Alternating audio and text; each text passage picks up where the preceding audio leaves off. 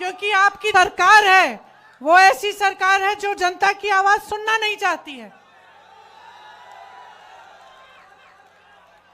मैं आपको एक बात बताना चाहती हूं, मेरे बचपन की बात है। मेरे पिताजी प्रधानमंत्री थे, मैं उनके साथ अमेठी गई। अमेठी उनका संसदीय क्षेत्र था। बैठ जाइए आप। मैं उनके साथ अमेठी गई, छोटी सी थी, 10-12 साल की थी, पीछे पीछे चलती थी। हम एक गांव में गए और मैं अपने पिता से डरती थी, क्योंकि मेरे पिताजी वो मतलब नियम के आधार पे चलते थे। हम कुछ गलत वलत करते तो खूब डांट खाते थे। पिताजी गांव के अंदर गए, मैं पीछे पीछे गई और एक महिला बड़ी जोर से उनको डांटने लग गई। मैं डर गई। मैंने सोचा ये महिला कैसे डांट रही है मेरे पिताजी को। अब आप सोचिए, मेरे पिताजी प्रधानमंत्री थे, गांव के अंदर गए, गांव की महिला ने उनको खूब डांटा कस के। क्यों? क्योंकि भैया तुम 7 महीने पहले आए थे, तुमने हमें कहा था कि यहाँ पे नल लगवाओगे।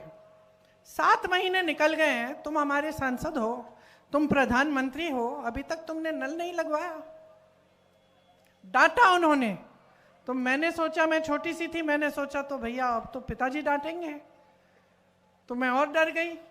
पिताजी ने डांटा नहीं, डांटा नहीं, प्यार से बात किया, बोला बहन यहां आओ, समझाया कि इस नल को मैंने सैंक्शन कर लिया है, इसमें समय लगता है, ये हो जाएगा, ये अगले 1-2 महीने में तुम्हारा नल लग जाएगा। जब हम गाड़ी में बैठे, मैंने पिताजी से पूछा कि पिताजी तुम्हें इस गांव की महिला ने बहुत डांटा, आपको गुस्सा नहीं लगा, गुस्सा नहीं चढ़ा? कहते बिल्कुल नहीं चढ़ा बेटी, क्योंकि ये मेरा कर्तव्य है, और जब वो मुझे डांटती हैं तो वो सही करती हैं, उनका अधिकार है, मेरा कर्तव्य है उनके लिए काम करना, मैं उनका सेवक हूं। तो अगर सरकार, देखिए मैं अपने पिता की प्रशंसा नहीं करने के लिए यहां खड़ी हूं, मैं आपको एक बात बता रही हूं, साधारण बात, कि उस समय बड़े से बड़े नेताओं की क्या मानसिकता होती थी।